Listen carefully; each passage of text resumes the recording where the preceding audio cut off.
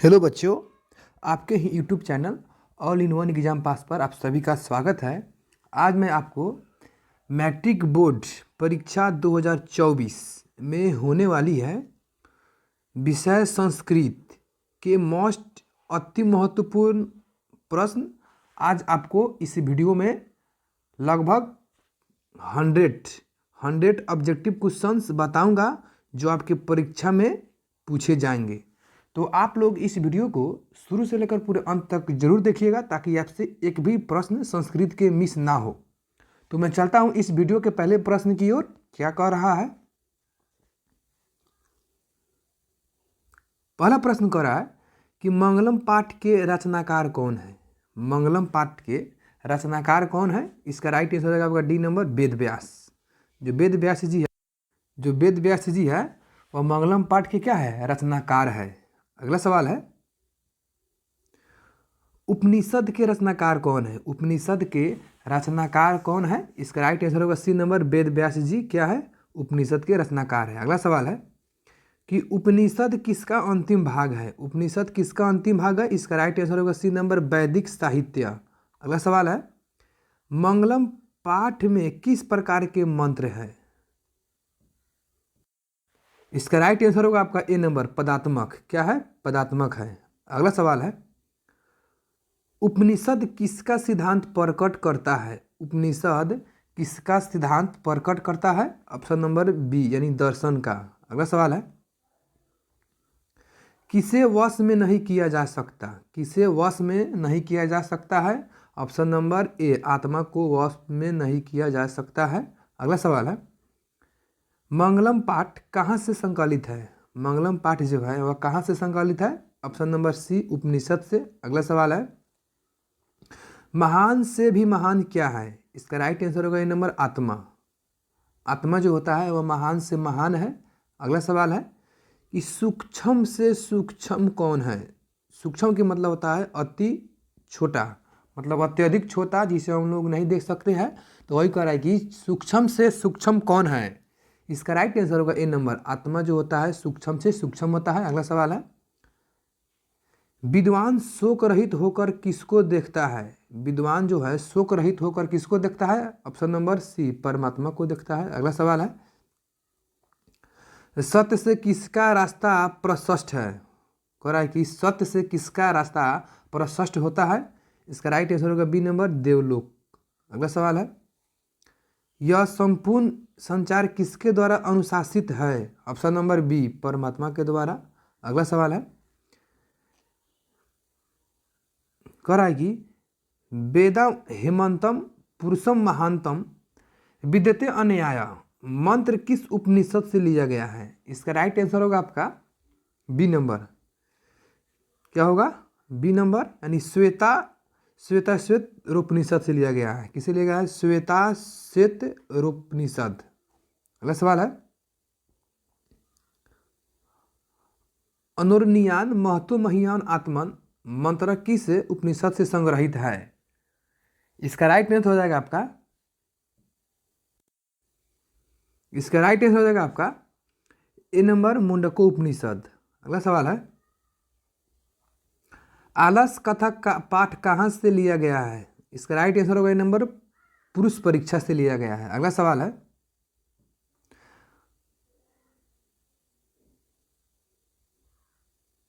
आलस कथा पाठ किस प्रकार की कथा है?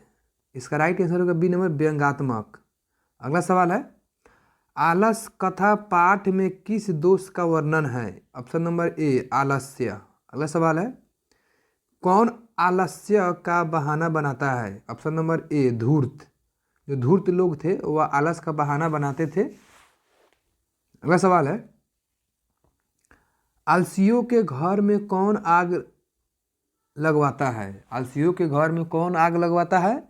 इसका राइट आंसर होगा आपका डी यानी योगी पुरुष। आलसियों को घर में आग इसलिए लगवाता है क्योंकि वह वहाँ से भागे और उसका असलियत के पता चले। अगला सवाल है, आलसियों की परीक्षा क्या लगाकर किया गया? इसका राइट आंसर होगा आपका बी नंबर, आग को लगाकर आलसियों की परीक्षा किया गया। अगला सवाल है, चारों आलसियों का क्या पकड़कर बाहर निकाला? ऑप्शन नंबर सी, केस पकड़कर बाहर निकाला। अगला सवाल है, आलसियों का रक्षक कौन होता है? इसका राइट आंसर होगा बी नंबर, दयावान। अगला सवाल है, चारों आलसियों को कैसे बाहर किया गया? ऑप्शन नंबर सी, केस पकड़कर किया गया। अगला सवाल है, आलस करा कि आलस कथा के अंतर्गत मिथिला में कौन मंत्री थे? इसका राइट आंसर होगा सी नंबर, वीरेश्वर मंत्री थे। अगला सवाल है, आलस आलसशाला में आग क्यों लगाई गई? इसका राइट आंसर होगा बी नंबर, आलसियों की परीक्षा करने के लिए लगाई गई। अगला सवाल है, आलसशाला में आग लगने पर भी कितने लोग नहीं भागे? इसका राइट आंसर होगा आपका सी नंबर, 4 लोग नहीं भागे। अगला सवाल है कि घी में लगी आग को देखकर कौन लोग पलायन हो गए? ऑप्शन नंबर डी, धूर्त लोग क्या हो गए? पलायन हो गए। अगला सवाल है, अरे हल्ला कैसा किसने बोला? अरे हल्ला कैसा किसने बोला? ऑप्शन नंबर ए, प्रथम पुरुष ने बोला कि अरे हल्ला कैसा है। अगला सवाल है, लगता है इस घर में आग लग गई है, किस पुरुष ने कहा? इसका राइट आंसर होगा सी नंबर, द्वितीय पुरुष ने कहा। अगला सवाल है, पाटलिपुत्र पटना के नाम से कब से प्रसिद्ध हुआ? इसका ऑप्शन नंबर होगा सी, यानी मध्यकाल में। अगला सवाल है, किसने कहा पाटलिपुत्र की नगर शोभा देखने में प्रिय था? ऑप्शन नंबर ए, मेघास्थनीज ने कहा। अगला सवाल है कि पटना का पुराना नाम क्या है? ऑप्शन नंबर आपका हो जाएगा ए, पुष्पुर। अगला सवाल है कि मध्यकाल में पटना लगभग कितने वर्ष तक जीर्ण शीर्ण रहा? इसका राइट आंसर होगा सी नंबर, 1000। अगला सवाल है कि पटना के उत्तर दिशा में कौन सी नदी है? ऑप्शन नंबर हो जाएगा ए, गंगा। अगला सवाल है, पाटलिपुत्र में कौन बार बार आए थे? इसका राइट आंसर होगा सी नंबर, भगवान बुद्ध आए थे। अगला सवाल है, पटना नगर की पालिका कौन है? इसका राइट आंसर होगा सी नंबर, पटन देवी। अगला सवाल है, पटना किस नदी के किनारे अवस्थित है? इसका राइट आंसर हो जाएगा आपका सी नंबर, गंगा। अगला सवाल है, पटना में कौमुदी महोत्सव कब मनाया जाता था? इसका राइट आंसर होगा ए नंबर, गुप्त वंश काल में। अगला सवाल है, मेगास्थनीज पटना किसके समय में आया था? इसका राइट आंसर हो जाएगा आपका सी नंबर, चंद्रगुप्त मौर्य के समय मेगास्थनीज पटना में आया था। अगला सवाल है कि पाटल पुष्पों की पुतलिका रचना के आधार पर पटना का कौन सा नाम है? इसका राइट आंसर होगा आपका सी नंबर, पाटलिपुत्र। अगला सवाल है कि बिहार की राजधानी कहाँ है? इसका राइट आंसर होगा नंबर, पटना। अगला सवाल है, कौमुदी महोत्सव किस अवसर पर दिखाई पड़ती है? इसका राइट आंसर होगा आपका बी नंबर, दुर्गा पूजा। अगला सवाल है, किस नदी पर गांधी सेतु सड़क बना है? इसका राइट आंसर होगा बी नंबर, गंगा। आप लोग को अगर मौका मिले तो जाकर देखिएगा कि गंगा नदी के ऊपर गांधी सेतु पुल बना हुआ है, जो काफ़ी बड़ा है। अगला सवाल है, योग सूत्र के रचनाकार कौन है? इसका राइट आंसर होगा आपका सी नंबर, पतंजलि है। अगला सवाल है, शरत काल में कौन सा महोत्सव होता है? शरत काल में कौन सा महोत्सव होता है? ऑप्शन नंबर डी, कौमुदी महोत्सव होता है। अगला सवाल है कि कौमुदी महोत्सव किस वंश में प्रचलित था? ऑप्शन नंबर बी, गुप्त वंश में प्रचलित था। अगला सवाल है, व्याकरण के रचनाकार कौन है? Option number B, Panini. अगला सवाल है, पटन देवी कहाँ अवस्थित है? इसका राइट आंसर होगा आपका डी, पटना में है। अगला सवाल है कि एशिया महादेश का लंबा पुल सेतु कहाँ है? अभी आपको मैं बताया हूँ। इसका राइट आंसर होगा सी नंबर, पटना में है, जो गंगा नदी पर है। अगला सवाल है, आधुनिक काल की संस्कृत कवित्री कौन है? आधुनिक काल की संस्कृत कवित्री कौन है? इसका राइट आंसर होगा आपका डी नंबर, पंडिता क्षमाराव। अगला सवाल है, वर्तमान काल की संस्कृत लेखिका कौन है? इसका राइट आंसर होगा आपका सी नंबर, मिथिलेश कुमारी मिश्र। अगला सवाल है, संस्कृत साहित्य के लेखिका किस प्रकार पाठ के है? इसका राइट आंसर होगा डी नंबर, निबंध। अगला सवाल है, अथर्ववेद में कितने ऋषि पत्नियों का वर्णन है? Option number D, 5। अगला सवाल है, लौकिक संस्कृत साहित्य में कितने कवित्रियों का वर्णन है? Option number B, 40। अगला सवाल है, लौकिक संस्कृत में कवित्रियों के कितने पद हैं? Option number A 150। अगला सवाल है, विजयंका का काल किस शताब्दी में माना गया? इसका राइट आंसर होगा सी नंबर 8वीं शताब्दी में विजयंका का काल माना गया। अगला सवाल है कि पंडिता छामाराव द्वारा रचित सत्याग्रह गीता किसके दर्शन द्वारा प्रभावित है? Option number A Mahatma Gandhi. अगला सवाल है, पंडिता छामाराव के पिता कौन थे? इसका राइट आंसर होगा ए नंबर पंडित शंकर पांडुरंग। अगला सवाल है, छामाराव ने किसकी रचना की? ऑप्शन नंबर सी शंकर चरित्र, शंकर रचितम।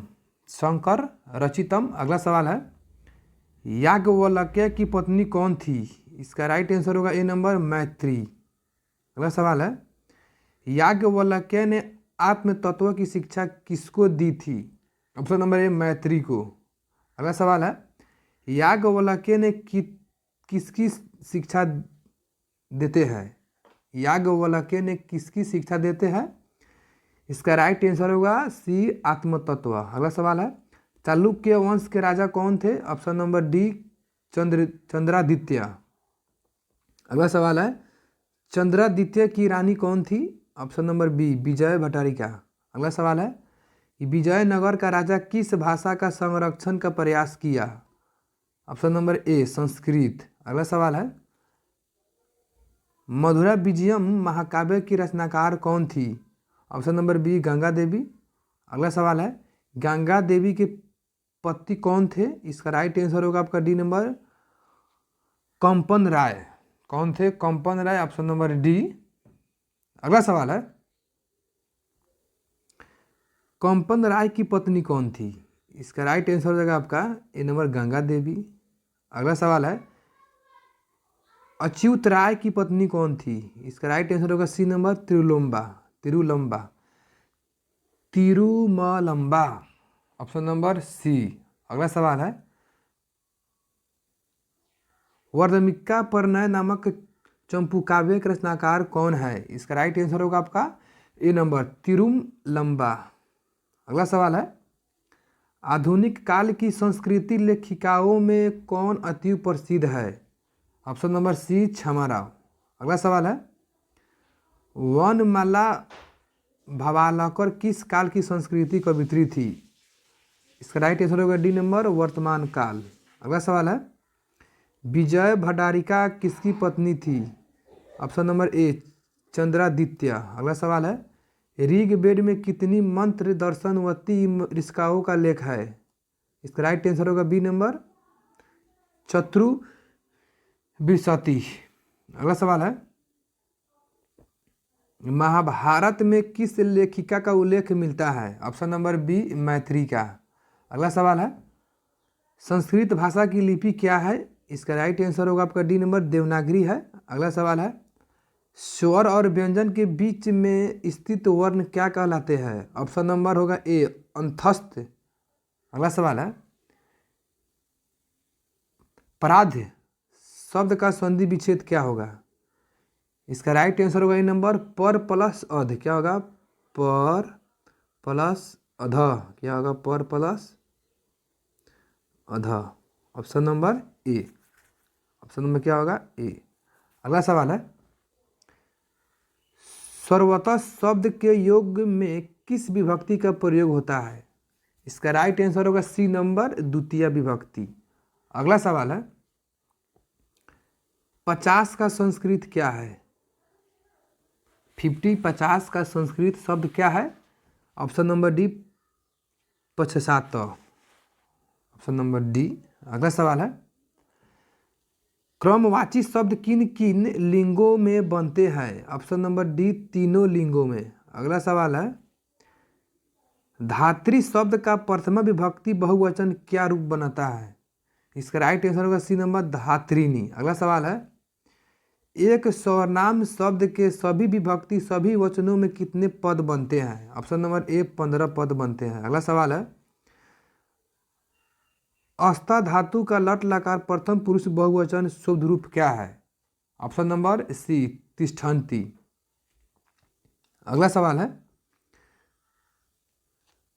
नी प्लस वस प्लस तिप जोड़ने पर क्या रूप बनता है? इसका राइट आंसर होगा डी नंबर निवसति। अगला सवाल है, आलस कथा पाठ कहाँ से लिया गया है? ऑप्शन नंबर ए पुरुष परीक्षा से लिया गया है। अगला सवाल है कि आलस कथा पाठ किस प्रकार की कथा है? ऑप्शन नंबर बी व्यंग्यात्मक कथा है। अगला सवाल है, आलस कथा पाठ में किस दोष का वर्णन है? इसका राइट आंसर होगा ए नंबर आलस्य का। अगला सवाल है, कौन आलस्य का बहाना बनाता है? इसका राइट आंसर होगा धूर्त, ए नंबर। अगला सवाल है, आलसियों के घर में आग कौन लगवाता है? इसका राइट आंसर होगा आपका डी नंबर योगी पुरुष। अगला सवाल है, आलसियों की परीक्षा का क्या लगाकर किया? इसका राइट आंसर होगा बी नंबर आग लगाकर। अगला सवाल है, चारों आलसियों का क्या पकड़कर बाहर निकाला? ऑप्शन नंबर सी।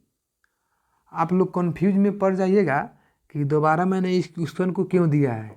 इसलिए दिया है क्योंकि इस चैप्टर से आपको एग्जाम में बहुत सारे क्वेश्चन मिलेंगे, इसलिए दिया है कि आप लोग इसको रिपीट हो जाए, माइंड में आपका सेटअप हो जाए। अगला सवाल है, आलसियों का रक्षक कौन होता है? इसका राइट आंसर होगा बी नंबर दयावान। अगला सवाल है कि चारों आलसियों को कैसे बाहर किया गया? इसका राइट आंसर होगा सी नंबर केस पकड़कर। अगला सवाल है, आलस कथा के अंतर्गत मिथिला में मंत्री कौन थे? इसका राइट आंसर होगा आपका सी नंबर वीरेश्वर थे। अगला सवाल है, आलस साला में आग क्यों लगाई गई? तो इसका राइट आंसर होगा आपका बी नंबर आलसियों की परीक्षा लेने के लिए। अगला सवाल है, नीति श्लोक पाठ किससे संकलित है? इसका राइट आंसर होगा आपका डी नंबर विधुर नीति से। अगला सवाल है कि नीति श्लोका पाठ किस ग्रंथ से लिया गया है? ऑप्शन नंबर आपका हो जाएगा ए महाभारत से लिया गया है। अगला सवाल है कि नीति श्लोका पाठ के रचनाकार कौन है? इसका राइट आंसर होगा सी विधुर है। अगला सवाल है कि नीति श्लोक पाठ में कितने श्लोक है? इसका राइट आंसर होगा आपका बी नंबर 10 है। अगला सवाल है कि विधुर किसके प्रश्नों का उत्तर देता है? इसका राइट आंसर होगा आपका डी नंबर धृतराष्ट्र। तो बच्चों ये रहा आपके 1 से लेकर 100 तक संस्कृत के अति महत्वपूर्ण प्रश्न जो आपके एग्जाम में निश्चित रूप से पूछे जाएंगे। इसलिए आप लोग इस वीडियो को दोबारा देख लीजिएगा ताकि आपसे एक भी प्रश्न मिस ना हो। अगर यह वीडियो आपको अच्छा लगा होगा तो इस वीडियो को अपने दोस्तों के पास शेयर कीजिएगा और इस वीडियो को लाइक कीजिएगा। तो मैं फिर मिलते हैं अगले वीडियो में। जय हिंद, जय भारत, आपका दिन शुभ हो। वंदे मातरम।